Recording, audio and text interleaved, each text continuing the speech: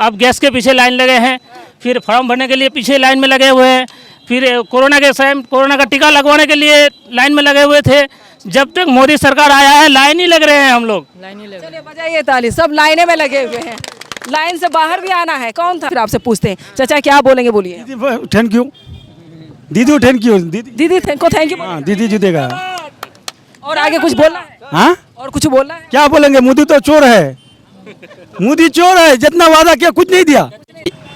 मुझे बीजेपी के प्रधानमंत्री से निवेदन है कि पहले हिंदुस्तान के जो एल के अडवाणी है वो विदेशी है, पाकिस्तान के लाहौर के है, वो उसको पहले हिंदुस्तान से भागना चाहिए। मोदी ने ऐसा कांड किया है जो कुछ उसको मिलता अब वो भी नहीं मिलेगा। नमस्कार, चुनावी दंगल में आप सभी का स्वागत है। इस वक्त मैं झलझली में मौजूद हूं और ग्वालपोखर विधानसभा क्षेत्र में मौजूद हूं। ग्वालपोखर विधानसभा क्षेत्र में लगातार चुनावी दंगल जारी है और चुनावी दंगल के जरिए यहां के दिल को टटोलने की कोशिश की जाती है कि यहां के जनता के मन में क्या है, क्या चल रहा है, क्या होने वाला है। चुनाव का काउंटडाउन शुरू हो चुका है, लेकिन जनता के दिल में क्या चल रहा है। लेकिन अब तक कई शो मैंने किया, 9 शो हो चुका है अब तक, और 10वां शो की तैयारी हो रही है। और 10वां शो में अब देखना होगा कि यहाँ के लोगों के दिल में क्या है, कि यहाँ के मतदाता क्या चाहते हैं, क्या सोचते हैं, सरकार किसकी बन रही है। ये सवाल पूछा जाएगा और ये भी पूछा जाएगा 34 साल बनाम 15 साल में विकास कैसा हुआ, उन्नयन क्या हुआ। और इससे पहले मैं बता दूं कि चुनावी दंगल शो जो झलझली में अभी स्टार्ट मैंने किया है, इससे कुछ ही देर पहले मैं ब्लॉक में गई थी, ग्वालपोखर ब्लॉक में, जहां मैंने देखा SIR की वजह से लोग बहुत ज़्यादा परेशान हैं और एक एक का नाम 3 बार कटा है। वो लोग मौजूद थे जिनकी उम्र 84 साल, बुजुर्ग थे, और कुछ लोग ऐसे वहाँ पर मौजूद थे सिर्फ उसमें एम नाम से लोग थे और कोई नाम वहाँ पर सामने नहीं आया। मैंने एक लाइन से पूछा है, सबका नाम रिकॉर्ड ऑन हो चुका है। दूसरी बात मैंने ये नोटिस किया, जो 84 साल के बुजुर्ग थे, पीने के लिए पानी की सुविधा तक नहीं थी, लोग परेशान थे। सुबह 10 बजे, 9 बजे, 8 बजे वहाँ तक पहुँचे थे, किसी को खाना तक नसीब नहीं हुआ था। भूखे प्यासे सभी लोग वहाँ लगे हुए हैं। किसी ने कहा 3 बार कटा है, किसी का बाप का नाम है तो बेटी का नाम नहीं, किसी का बेटी का नाम है तो माँ का नाम नहीं है, किसी का माँ का नाम है तो पिता का नाम नहीं है। लेकिन सवाल ये है, एक ही घर में, एक ही परिवार में, एक ही बाप के बच्चे 2-4 हैं, किसी का नाम है और किसी का नाम नहीं है। इसलिए मैंने पूछा क्या ये लोग संदिग्ध घुसपैठिए तो नहीं है, जैसा कि केंद्र सरकार कोशिश कर रही है कि बंगाली को घुसपैठिए घोषित किया जाए। और बंगाली जिससे यहाँ पर मौजूद हैं, सबसे मैं यही पूछती हूँ कि क्या आपके पिताजी भारतीय हो गए, आप घुसपैठिए बन गए, आप बांग्लादेश जाएंगे? तो सवाल का जवाब लोग देखते हैं। मैडम क्या कर सकते हैं, हम लोग परेशान हैं। महिलाएँ 6-6 महीने से दौड़ रही हैं, सोचने वाली बात है। और दिहाड़ी मजदूर जो लोग हैं वो बोल रहे हैं कि एक दिन की दिहाड़ी मेरी 600 रुपये है, तो 600 रुपये कौन देगा? 10,000 रुपये, 15,000 रुपये, 20,000 रुपये जो दिहाड़ी खत्म हो गई, भूखे प्यासे लोग दौड़ रहे हैं। सवाल ये कि SIR की वजह से लोगों को वाकई बहुत ज़्यादा परेशानी का सामना करना पड़ा है। लेकिन चुनावी दंगल में अहम मुद्दों पर चर्चा की जाती है, बात की जाती है। शुरुआत मैं आपसे ही कर लेती हूँ, क्या नाम हुआ आपका? महमूद हुसैन। महमूद हुसैन। हाँ। महमूद जी, पहले तो मैं पूछ लूँगी, ग्वालपोखर में जो ब्लॉक है जहाँ मैं गई थी अभी, सभी लोग वहाँ पर परेशान हैं SIR की वजह से, क्या इसका असर होगा वोट पर? देखिए, इसका असर तो वोट पर कुछ नहीं होगा। जो वोट हम लोग का कटा है, हाँ, वैसे भी हम लोग उसमें अगली बार जो है 75,000-78,000 से जीते थे। अब हम लोग का वोट जो है 30 से 35,000 कटा है। इससे हम लोगों को कोई संदेश होता नहीं है, हम लोग कोई जाता आता नहीं है। हम लोग, हमारी कैंडिडेट जीतेगा, ये कन्फर्म है हम लोग का, क्योंकि हम लोग के बदल में कोई कैंडिडेट है ही नहीं। देखिए, 60 लाख टोटल वोटर्स के नाम पेंडिंग में डाले गए थे, 60 में से 52 लाख रिकवरी हो गई है, बचे 8 लाख। 8 लाख में अब तक नाम की प्रक्रिया जारी है, जहां पर रिकवरी हो जाएगी ज़्यादा से ज़्यादा। तो अब बताएं कि यहाँ पर सरकार किसकी बन पाएगी? यहाँ पर हमारी TMC की बनेगी, एकदम कंफर्म है? कंफर्म एकदम। किसी ने मुझे ब्रेकिंग न्यूज़ दे दिया, देवीगंज, हाँ, उन्होंने कहा कि 2050 तक पश्चिम बंगाल में CM की कुर्सी खाली नहीं है। CM की कुर्सी खाली सही में नहीं है, वो ममता बनर्जी है। यही आप भी हाँ, सही में नहीं है, ये ममता बनर्जी है। सही बोला है? हाँ, ममता बनर्जी की 250 सीट आएगी, ये मैं ठान कर सकता हूँ। ये क्या बात है, आप क्या कहेंगे? जी, ममता जी। ममता दीदी? हाँ, ममता दीदी। अच्छा, ममता दीदी जी, बोलिए। मैं कुछ कहना चाहता हूँ, जैसे आपने कहा कि SIR का कुछ फ़र्क पड़ेगा, बहुत ज़्यादा फर्क पड़ेगा। ये फर्क पड़ता है मोदी के। मोदी ने ऐसा कांड किया है जो कुछ उसको मिलता अब वो भी नहीं मिलेगा। हाँ, मोदी को सब लोग आजकल यही कर रहा है कि वो चौकीदार है, चौकीदारी करे, इधर उधर फैलाने, हाथ पर फैलाने की कोशिश ना करे। ठीक है, आप वही दिल्ली में हैं, दिल्ली तक सीमित रहे, हमारे बंगाल में घुसने की कोशिश मत करें। यहाँ घुसेंगे तो अब इससे ही पिट के जाएंगे। आप लोग डरा रहे हैं, धमका रहे हैं? हम डरा भी रहे हैं, धमका भी रहे, चेतावनी भी दे रहे हैं उसको कि ये बंगाल है, ये बंगाल है, ये उसका यूपी बिहार नहीं है।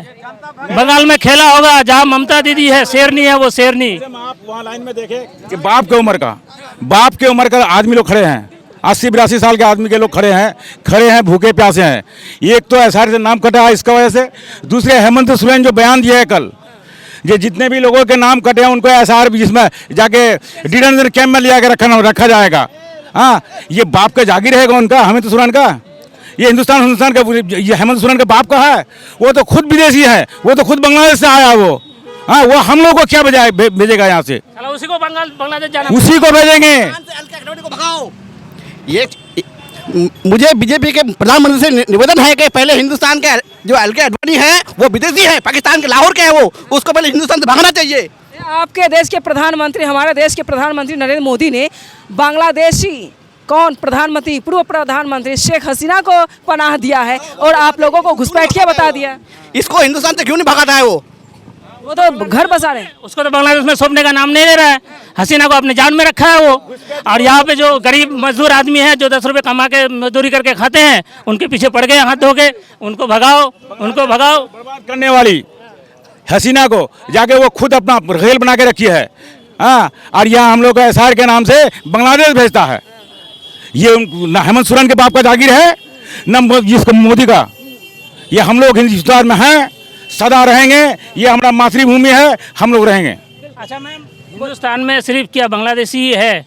यहाँ पे ईरान का भी है, इराक का भी है, और ना जाने कितने कंट्री के लोग हमारे देश में हैं। इसलिए हमारे देश हिंदुस्तान कहते हैं। ये फूलों का गुलाब का देश है। ये हर तरह के फूल है हमारे देश में। लोकतांत्रिक देश है, लोग यहाँ रहते हैं। अमित शाह और मोदी जी तो नहीं बोले, अमित शाह योगी, ये दोनों ही सबसे ज़्यादा खराब है। ये दोनों को अगर सीएम को कुर्सी से हटा दिया जाए तो देश शांत हो जाएगा। हाँ, चलिए एक बार बजाइए ताली। जो अच्छा बोले उनके लिए ताली जरूर बजाइएगा। आप क्या बोलेंगे उनसे पूछ लेते हैं, फिर आपसे पूछते हैं। चाचा क्या बोलेंगे, बोलिए। थैंक यू दीदी, थैंक यू दीदी थैंक यू। हाँ, दीदी जीतेगा। और आगे कुछ बोलना है? हाँ, और कुछ बोलना है? क्या बोलेंगे? मोदी तो चोर है, मोदी चोर है। जितना वादा किया कुछ नहीं दिया ना। अच्छा, दीदी जो स्कीम योजना दे रही है उसका लाभ मिल पा रहा है? मिल रहा है, भाता मिल रहा है, और पेंशन ये मिल रहा है, रूपोश्वरी मिल रहा है, कन्याश्री मिल रहा है। और क्या चाहिए हमको? बोलिए, आप भी बोले। हमारे यहाँ पे तो सब कुछ ठीक है। ममता का यहाँ पे सब कुछ आदमी को सब फैसिलिटी मिल रहा है। हमारा यहाँ सब कुछ ठीक है।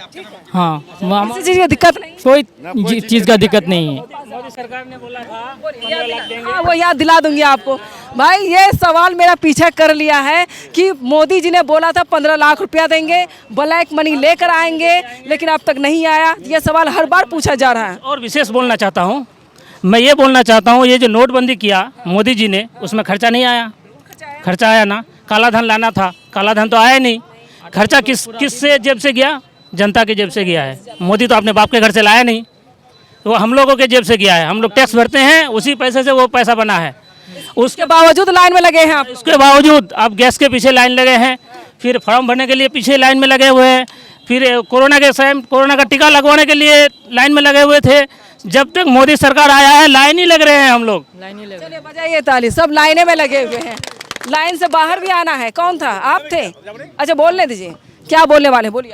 यहाँ पर क्या बोलेंगे? यहाँ का माहौल देख लिए, आप खुद देख लिए, और क्या देखने चाहते हैं? अब बताए, कुछ खास बताना चाहेंगे, बताइए। देखिए, खास बताने का कोई ज़रूरत नहीं पड़ेगा।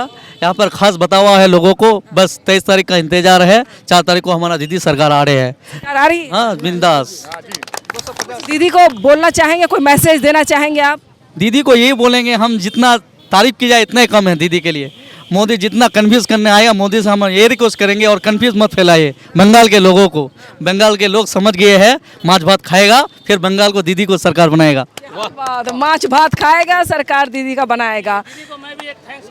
जी जी, आ रहे हैं आपके पास भी, बोलिए आप क्या बोलेंगे? सबसे बड़ी बात है आप न्यूज़ विन, ये बहुत ही खुशी की बात है कि आज हमारे पिछड़े इलाके में यहाँ का आदमी बहुत ही गरीब है। आपका चैनल यहाँ पहुँचा, बहुत बड़ी खुशी की बात है। सबसे मेरा कहना है कि यहाँ का आवाम, यहाँ का आदमी, हम लोग बहुत देहात इलाके से है।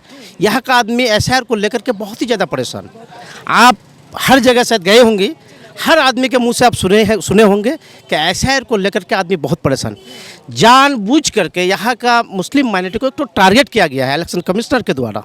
हाँ, लेकिन बहुत कोशिश, दीदी की बहुत कोशिश के बाद आज मोटा मोटी आप ही ने बोला कि 53 या कितना बोले 60 लाख में 52 लाख रिकवरी हो गई है। रिकवरी हो गई है, 8 लाख बाकी है। दीदी अभिषेक दा बहुत कोशिश में है कि बहुत जल्दी रिकवरी हो जाए। मेरा कहने का मतलब है इलेक्शन अपना राइट है, हम ही ने सरकार को चुना है, हमारे वोट से सरकार चुना गया है, फिर हमारी वोट आज हम ही लोग को परेशानी, इतना परेशानी में है आज हमारे देहात के आदमी के, आप पूछिए मत। आपने देखा होगा लाइन लगी हुई लाइन में, आपको क्या बोलेंगे, जैसे एक परिवार में समझ लीजिए मेरा नाम आया है, मेरा अम्मी का नहीं आया है, मेरी अम्मी का आई है, मेरा दादी का नहीं आई है। ऐसे हर परिवार में आप देखिएगा कि ऐसे हर परिवार में 2-4 1-2 वोट काट के ऐसा किया गया है। लेकिन बहुत ही खुशी की बात है, आज आपने सुना कि 52-53 लाख वोट आ गई है, बहुत ही खुशी की बात है। और दूसरा नंबर बात, यहाँ का आवाम, जैसे हम लोग यहाँ मुस्लिम माइनॉरिटी से हैं, यहाँ ज़्यादातर हम लोग का, हाँ, तो यहाँ का सरकार, हम लोग लगातार दीदी को उन्नयन को देख करके यहाँ का आदमी वोट कर रहा है। और इस बार भी यहाँ का आदमी दीदी को ही देख के ही वोट करेगा। या लोकल लीडरशिप हम लोग उतना ये नहीं है, लेकिन दीदी जो काम करती है, जो सेंट्रल में मोदी सरकार से अपना ये को लेकर के बहस करती है, बहुत बड़ी बात है। एक महिला होकर के आज पूरे वर्ल्ड में दीदी का नाम सुनिएगा कि दीदी का नाम बहुत ऊंचाई में है, और हमारे हिंदुस्तान के दीदी के नाम से आज बंगाल को पहचाना जाता है। अपने मतदाताओं के लिए, बंगाल वासियों के लिए लड़ाई लड़ी है, नाक की लड़ाई थी। एक ही वाजिब नीति है, वो है हमारी ममता दीदी। बहुत ही खुशी की बात है कि आज हमारे ममता दीदी है, हम लोग मोटा मोटी उन लोग के सपोर्ट में है, और कोशिश करेंगे कि ममता दीदी का सरकार 100% 100 आए, 100% बनना चाहिए। चलिए, झलझली में इस वक्त मौजूद हैं, तो झलझली में विकास कैसा हुआ, बोलिए। बढ़िया विकास हुआ है। हाँ, क्या क्या हुआ है? देखिए लाइट लगा हुआ है हर चौक में, हर घर देख रहे हैं आप, जैसा तरक्की हो रहा है अभी यहाँ। और क्या बताएंगे आप? हमको बताने का कोई जरूरी नहीं है, इधर है लोग, उनसे। चलिए, और जो बोलेंगे इनको मौका दीजिए, सबको मिले। ग्वाल पोखर के विधायक जी ने कैसा काम किया है? अच्छा काम किया है, रास्ता घाट देख लो ना, ये रोड हो रहा है, ये यहाँ से, और ये रोड हो रहा है इधर से, इधर भी गया है, पब्लिक के लिए सब रास्ता घाट चल रहा है। ठीक, अगर ममता बनर्जी 2 बार और मुख्यमंत्री रह जाए तो बंगाल कैसा होगा? अच्छा होगा, और भी रास्ता घाट बढ़िया होगा। हाँ, अच्छा, कैसा होगा बंगाल? इस बार अगर बंगाल में ममता बनर्जी आ जाएगा तो सोनार बंगला हो जाएगा। आप क्या बोलेंगे? मैं आपका बहुत बहुत शुक्रिया अदा करना चाहूँगा कि आप हमारे झिलझिली चौक, हमारे लोकल एरिया में आए हैं। मैं इलेक्शन कमिश्नर ज्ञानेश कुमार से गुजारिश करूँगा कि हमें हिंदुस्तान का नागरिक कहलाने के लिए क्या क्या डॉक्यूमेंट्स चाहिए, पहले वो हमें बताए। मैं इतना ही कहना चाहूँगा कि हमको अगर हिंदुस्तानी होने का प्रूफ देना पड़ेगा, जब जैसा कि आधार कार्ड, पैन कार्ड वगैरह वगैरह ये सब है डॉक्यूमेंट्स, बर्थ सर्टिफिकेट, अगर ये सब नहीं है, अगर इसके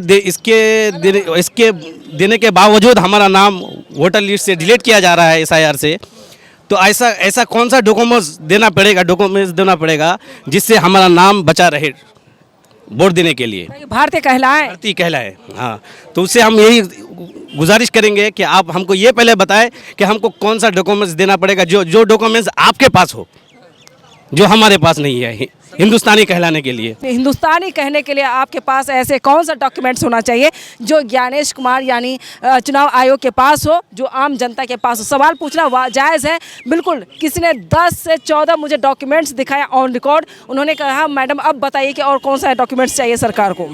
परेशान देखिए, परेशान तो हर कोई है, आम जनता तक लेकर नेता तक लेकर यहाँ के लोगों तक हर कोई परेशान है। इस परेशान के जवाब अब मिल जाएगा। 2026 को इतना मिलेगा, ऐसा नाम नहीं लेगा बीजेपी यहाँ पर दोबारा, नाम ही नहीं लेगा बंगाल में, और आएगा नहीं।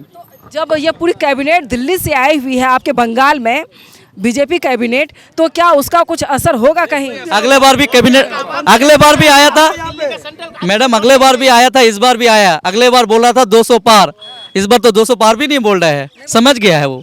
इस बार तो 250 पार होगा, दीदी का होगा।